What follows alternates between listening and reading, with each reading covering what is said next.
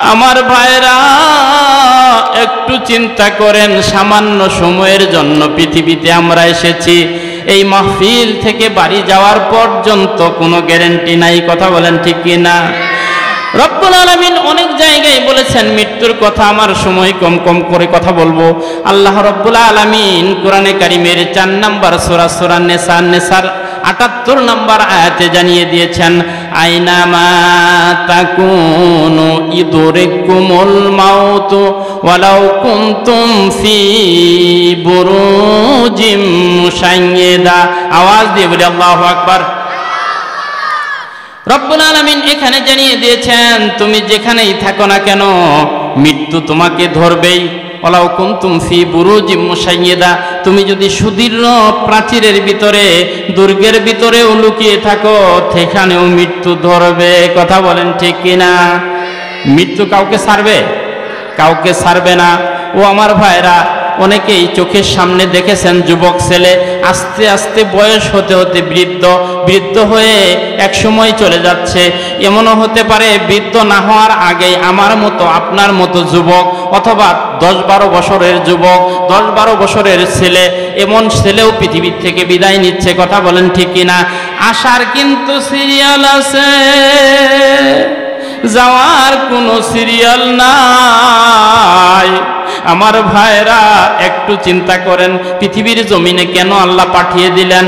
আর পাঠিয়ে দেওয়ার পরে আমরা কি করছি?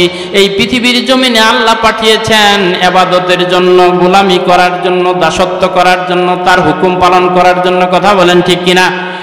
51 নম্বর সূরা সূরা আয-যারিয়াতের 56 নম্বর আয়াতে রব্বুল আলামিন জানিয়ে দিয়েছেন, ওয়ামা খালাকতুল জিন্না ওয়াল ইনসা ইল্লা লিয়াবুদুন। আওয়াজ দিয়ে বলি আল্লাহু আকবার। রব্বুল আলামিন এখানে জানিয়েছেন যে আমি পৃথিবীর জমিনে যে ওমা খালাকতুল জিন্না ওয়াল ইনসা, আমি জিন এবং ইনসানকে তৈরি করেছি একমাত্র আমার ইবাদত করার জন্য, আমার দাসত্ব করার জন্য, আমার গোলামি করার জন্য, কথা বলেন ঠিক কিনা? এখন কেমন করতেছি? এই যে পৃথিবীতে আসলাম ইবাদতের জন্য, দাসত্ব করার জন্য, গোলামি করার জন্য, এটা কি ঠিকভাবে করতেছি কিনা আমি পরে আসতেছি এই বিষয়ে। তাহলে এই দাসত্ব, এই গোলামি করার জন্য আল্লাহ পাঠিয়েছেন, ইবাদতের জন্য, অন্য কোনো কাজের জন্য নয়। এবং আরো জানিয়েছেন, وَإِذْ قَالَ رَبُّكَ لِلْمَلَائِكَةِ إِنِّي جَاعِلٌ فِي الْأَرْضِ خَلِيفَةً قَالُوا أَتَجْعَلُ فِيهَا مَن يُفْسِدُ فِيهَا وَيَسْفِكُ الدِّمَاءَ وَنَحْنُ نُسَبِّحُ بِحَمْدِكَ وَنُقَدِّسُ لَكَ قال إني أعلم ما لا تعلمون। আওয়াজ দিয়ে বলি আল্লাহু আকবার। রব্বুল আলামিন 2 নম্বর সূরা বাকারার 30 নম্বর আয়াতে এটা বলে দিয়েছেন যে এই পৃথিবীর জমিনে যখন মানুষকে পাঠানো হয়, পাঠানোর আগে ফেরেশতারা বলছিল যে হে রব্বুল আলামিন এই জাতিকে পাঠিও না, কারণ এরা পৃথিবীর জমিনে গিয়ে কি করবে? মারামারি করবে, কাটাকাটি করবে, রক্তপাত ঘটাবে, ঝগড়া ফাসাদ করবে। অতএব আমরাই তোমার প্রশংসা করব, তোমার হামদ নাত গাইব, সব কিছু ইবাদত বন্দেগী করব। এই পৃথিবীর জমিনে তাদেরকে পাঠালে তুমি কি করবে? তারা কি করবে? মারামারি করবে, রক্তপাত করবে, হ্যাঁ, এইভাবে অনাচার করবে। আল্লাহ বলছিলেন ইন্নী আ'লামু মা লা তা'লামুন, আমি যা জানি তোমরা তা জানো না। তাহলে আল্লাহর প্রতিনিধি, এই মানুষগুলো হচ্ছে আল্লাহর প্রতিনিধি। এই পৃথিবীতে আল্লাহর প্রতিনিধি হিসেবে আমরা এসেছি। তাহলে আল্লাহর প্রতিনিধি হিসেবে যদি কোনো কোম্পানির প্রতিনিধি হিসেবে মন্ত্রী সাহেবের কাছে দেখা করতে যাই, তাহলে ওই কোম্পানির কথা বলতে হবে তো, কথা বলেন ঠিক কিনা? তাহলে যে বিষয়ে আল্লাহ পাঠিয়েছেন প্রতিনিধি হিসেবে আল্লাহর হুকুম পালন করার জন্য, এবং এই জমিনটাতে আল্লাহর সকল কার্যক্রম, আল্লাহ রাব্বুল আলামিনের যত বিধান আছে সবগুলোকে এখানে লাগবে না, এখানে জারি করার জন্য এবং এখানে প্রতিষ্ঠিত করার জন্য। কথা বলেন ঠিক কিনা? এখন এখানে আসলাম, কয় খাও দাও ফুর্তি করো, আগামীকাল বাঁচবে কিনা বাকিটার বলি না। তাহলে এই যে খাও দাও ফুর্তি চলছে, কথা বলেন ঠিক কিনা? এই খাও দাও ফুর্তি করলে কি জীবন যাবে? এবং এটার জন্য কি জবাব দিতে হবে কিনা? জবাব দিতে হবে, কঠিনভাবে জবাব দিতে হবে। অতএব যেভাবে নামাজকে আল্লাহ ফরজ করে দিয়েছেন, ঠিক তেমনিভাবে দিন প্রতিষ্ঠার জন্য চেষ্টা করাটাও কে ফরজ করে দিয়েছেন। কথা বলেন, এদিকে লক্ষ্য করেন, এই যে ভাইরা এদিকে লক্ষ্য করেন, ওদিকে যা হবার হোক। কথা বলেন ঠিক কিনা? ওদিকে যা হবার হোক, এদিকে লক্ষ্য করি, কোরআনের কথা শুনি। তাহলে যেমনি ভাবে আল্লাহ রাব্বুল আলামিন জানিয়েছেন, ওয়াকিমুস সালাতা ওয়া আতুজ যাকাতা ওয়ারকাউ মা'আর রাকিঈন। আওয়াজ দিয়ে বলি আল্লাহু আকবার। রব্বুল আলামিন জানিয়ে দিয়েছেন, রব্বুল আলামিন জানিয়ে দিয়েছেন 2 নম্বর সূরা বাকারার 43 নম্বর আয়াতে যে নামাজ কায়েম করো এবং যাকাত প্রদান করো। ওয়ারকাউ মা'আর রাকিঈন, যারা রুকু করে তাদের সাথে একত্রিত রুকু করো, অর্থাৎ একত্রে জামাতের নামাজ পড়ো। এটা কার হুকুম? আরো জোরে বলেন, কার হুকুম? আল্লাহর হুকুম। অতএব এই নামাজ কোরআনে কারীম অনেক জায়গায় অনেক আয়াতের মাধ্যমে কি করে দিয়েছেন? ফরজ করে দিয়েছেন। কি করছেন? ফরজ করে দিয়েছেন। শুধু তাই নয়, আমাদেরকে 5 ওয়াক্ত নামাজকে ফরজ করে দিয়েছেন। আর এই 5 ওয়াক্ত নামাজ আমরা দেদারসে ছাড়ছি। কথা বলেন ঠিক কিনা? এখন যদি বলি যে ফজরের নামাজ কারা কারা পড়ছেন হাত তোলেন, যদি এটা বলি, অবস্থা খারাপ না? কথা বলেন না কেন? খারাপ কিনা? খারাপ। আমাদের অবস্থা আসলে খুবই খারাপ। আমরা নামে মুসলমান, কামে নাই। ঠিক কিনা? আমরা নামে মুসলমান, বাপে মুসলমান, দাদা মুসলমান, আমিও মুসলমান, আমার পোলাপুরিও মুসলমান, কিন্তু আসলে আল্লাহর কাছে এই সূত্র কোনো কাজে লাগবে না। কারণ হচ্ছে মুসলমান হতে হলে আপনাকে আমাকে আল্লাহর কাজ করে করে মুসলমান হতে হবে। কোরআনে কারীম তাই জানিয়েছেন।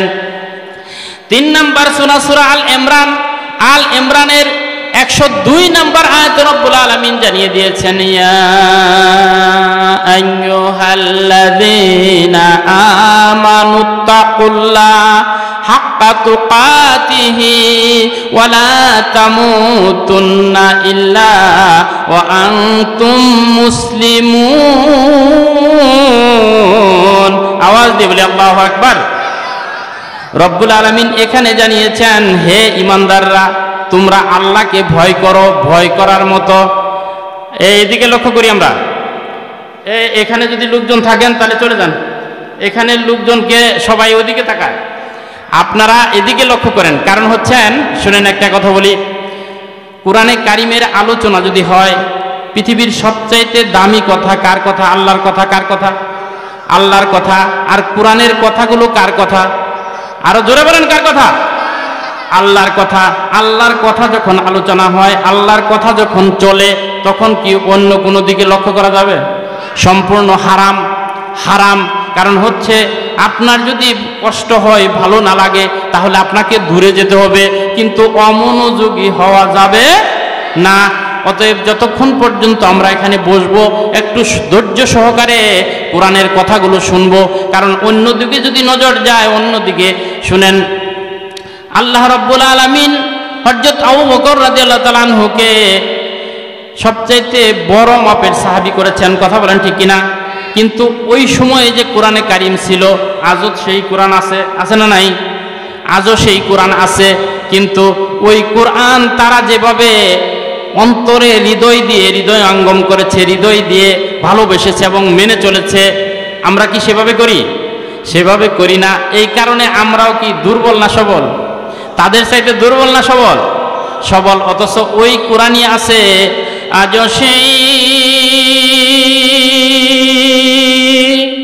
আজও সেই কোরআন আছে, হাদিস আছে, সেই ঈমান আর মানুষ নাই আজও সেই। কথা বলেন ঠিক কিনা? তাহলে সেই কোরআন এবং হাদিস আজও আছে, কিন্তু আমাদের ঈমানি শক্তি একেবারে দুর্বল। মাঝে মধ্যে প্রোগ্রামে আমি বলে থাকি যে আমাদের ঈমানি শক্তিটা কিরকম জানেন? ওই ঝিঝি পোকা আছে না, ঝিঝি পোকার যে বাতি, ঝিঝি পোকা যে আলো জ্বালায়, এই আলো দিয়ে আপনি কি বই পুস্তক পড়তে পারবেন? মিল কলকারখানা চালাইতে পারবেন? কোনো কাজে আসবে? কোনো কাজে আসবে না। আমাদের ইমান এত দুর্বল হয়ে গেছে, নাকি ভুল বললাম?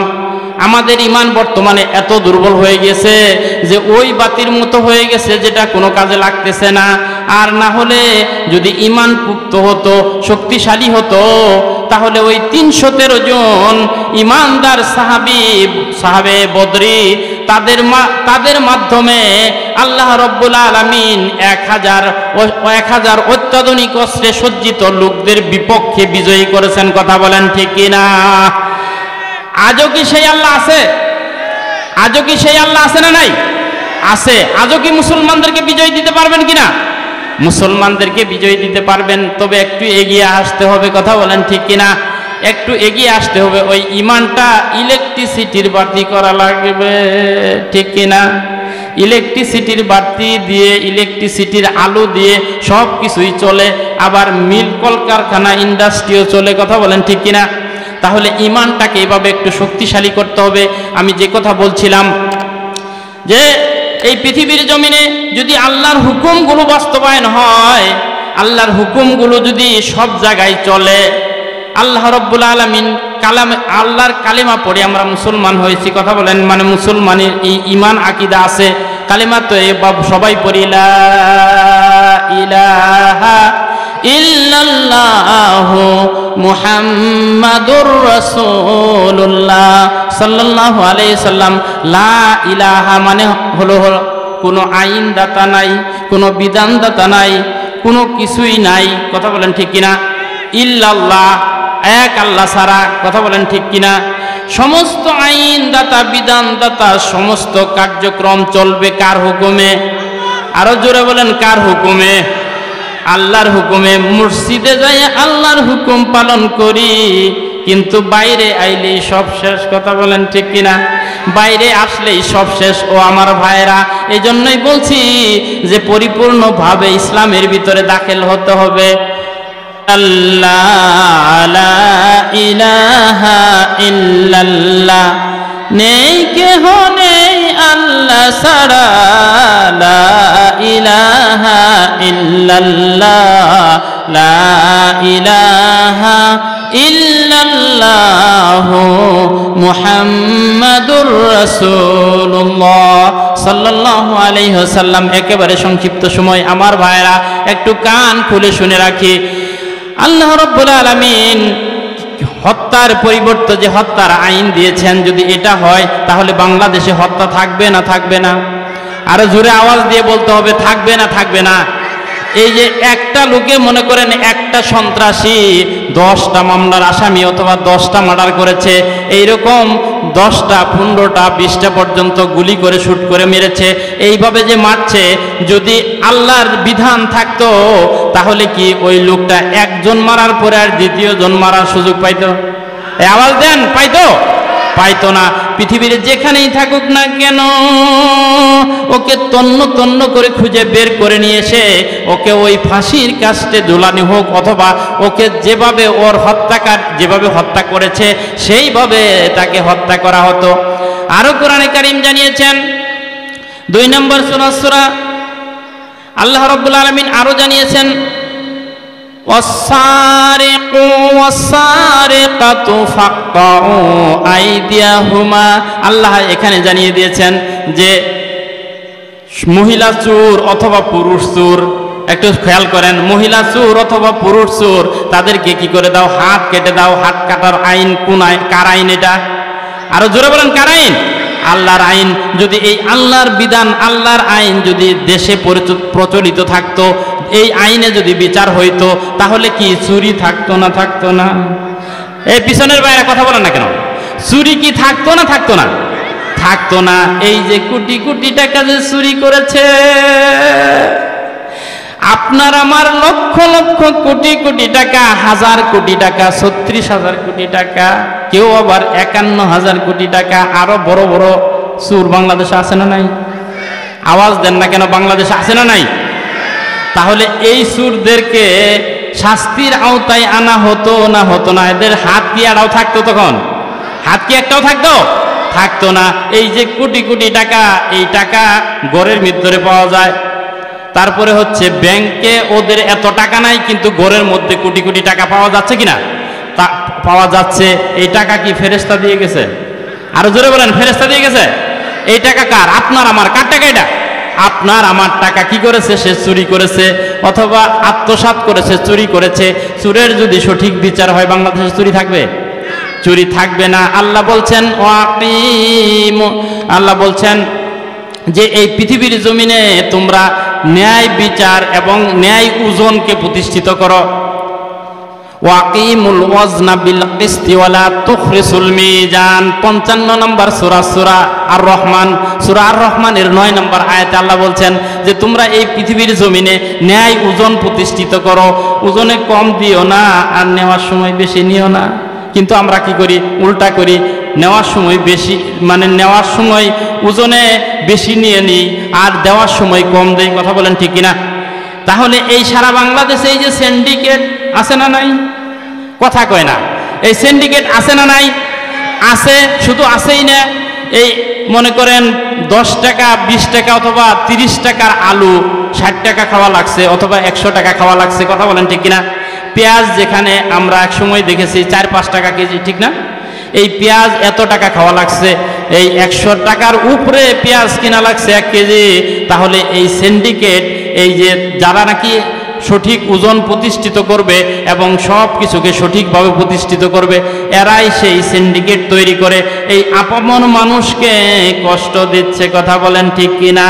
আর এই রকম 2-4টাকে ধরে ধরে যদি জেলখানায় পুরা হতো, আর পাশার মধ্যে ঠিকমতো পিটনানি দেওয়া হইতো, তাহলে কি এই সিন্ডিকেট থাকতো? আর জোরে বলেন, থাকতো? থাকতো না। আল্লাহর বিধানগুলো প্রত্যেকটি হচ্ছে আপনার আমার জন্য, এই দুনিয়াতে শান্তিময় করে দেওয়ার জন্য।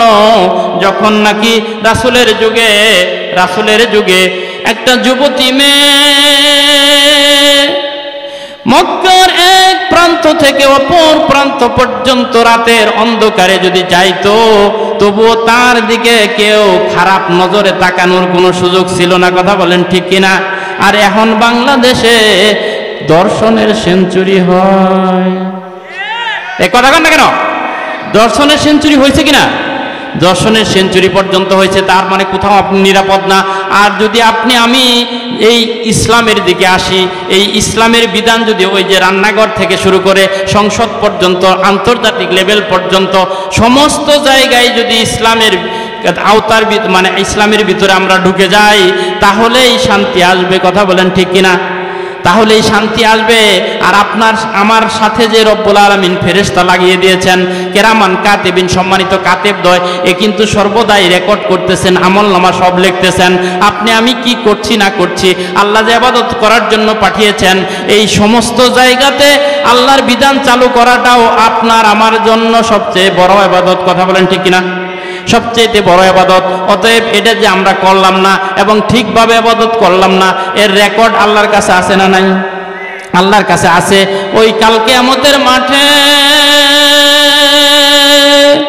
যদি ওজনের পাল্লা ভারী হয়, তাহলে কোথায় যাব? জান্নাতে। কোথায় যাব? জান্নাতে। আর যদি কম হয়, খাফিফ হয়, কোরআনে কারীম জানিয়েছেন 99 নম্বর সূরা, সূরা জেলজালের 7 আয়াত থেকে আল্লাহ বলছেন, সবাই বলি, ফামান ইয়ামাল মিসকালা যাররাতিন খায়রান ইয়ারা ওয়া মান ইয়ামাল মিসকালা যাররাতিন শাররান ইয়ারা। 1 যাররা পরিমাণ নেক আমল করলে সেটাও সেদিন দেখবেন না? দেখবো না? সেটাও সেদিন দেখাবে আল্লাহ রাব্বুল আলামিন। আর যদি 1 যাররা পরিমাণ বদামল করি, সেটাও সেদিন দেখবেন। আর রব্বুল আলামিন যদি কাল কিয়ামতের মাঠে আপনাকে আমাকে ডান হাতে আমলনামা দেয়, তাহলে কোথায় যাব? কথা বলেন না কেন? এই পিছনের ভাইরা, ডান হাতে আমলনামা দিলে কোথায় যাব? ডান হাতে কি আমলনামা চাই? রব্বুল আলামিন জানিয়ে দিয়েছেন 84 নম্বর সূরা, সূরা ইনশিকাক, ইনশিকাকের 7 আয়াত থেকে আল্লাহ বলেছেন, ফাআম্মা মান উতিয়া কিতাবাহু বিয়ামিনিহি ফাসাউফা ইউহাসাবু হিসাবান ইয়াসীরা ওয়া ইয়ানকালিবু ইলা আহলিহি মাসরুরা। আওয়াজ দিয়ে বলি আল্লাহু আকবার। রব্বুল আলামিন জানিয়ে দিলেন, যার আমলনামাটা ডান হাতে দেওয়া হবে তার হিসাবটা হবে অত্যন্ত সহজ। ফাসাউফা ইউহাসাবু হিসাবান ইয়াসীরা ওয়া ইয়ানকালিবু ইলা আহলিহি মাসরুরা। ওই আমলনামাটা হাতে পাওয়ার পরে আনন্দে সে উদ্বেলিত হয়ে যাবে এবং দৌড়ায়ে দৌড়ায়ে সমস্ত আত্মীয় স্বজনের কাছে বলতে থাকবে যে আমি ডান হাতে আমলনামা পেয়েছি। খুশি জায়গা নাই রাহার, খুশি রাখার আর জায়গা থাকবে না। কথা বলেন ঠিক কিনা? অতএব আমার ভাইরা, সময় সংক্ষেপ, শেষ করে দিচ্ছি। আমলনামা ডান হাতে চাই না বাম হাতে? আরো জোরে বলেন, ডান হাতে না বাম হাতে? একটু হাতগুলোকে উঁচু করে দেখান, বলেন যে আল্লাহ আমাকে এই ডান হাতে আমলনামাটা কাল কিয়ামতের মাঠে তুমি দিও। লিল্লাহি তাকবীর, লিল্লাহি তাকবীর। হাত নামিয়ে নেন। হে রব্বাল আলামিন, এই পূর্ব কুমরি আশরাফুল উলুম হাফিজিয়া কওমি মাদ্রাসার মাঠে আমার প্রাণ প্রিয় তৌহিদি জনতা হাত তুলেছে তোমার আমলনামাগুলো ডান হাতে পাওয়ার জন্য। রব্বুল আলামিন সমস্ত হাতগুলোকে তুমি কবুল করে নাও এবং কাল কিয়ামতের মাঠে সমস্ত এই ডান হাতগুলোতে তুমি তোমার আমলনামাগুলো আমাদের জন্য তুমি ফয়সালা করে দিও। আল্লাহ রব্বুল আলামিন আমাদেরকে যেন কাল কিয়ামতের মাঠে এই ডান হাতে আমলনামার পাওয়ার এই ব্যবস্থা করে দেন। সকলে বলে আমিন। আমি আপনাদের কাছে একটু দোয়া চেয়ে শেষ করছি যে কোরআনের কথা যেন আমি বলতে পারি, এই দোয়াটি চেয়ে শেষ করছি। এবং আসলে আরেকটি মাহফিল আছে এই কুড়িকাহনিয়ার কাছে, ওখানে এখন যাবো ইনশাল্লাহ। আমি একটু দোয়া চেয়ে আজকের মতো এখানে শেষ করছি। আমরা যে কথাগুলো বললাম এই কথাগুলো যেন আমি সহ আমরা সবাই আমল করতে পারি। আল্লাহ আমাদের সবাইকে তৌফিক দান করেন। সকলে বলে আমিন। ও আখিরাত দাওয়ানা আনিল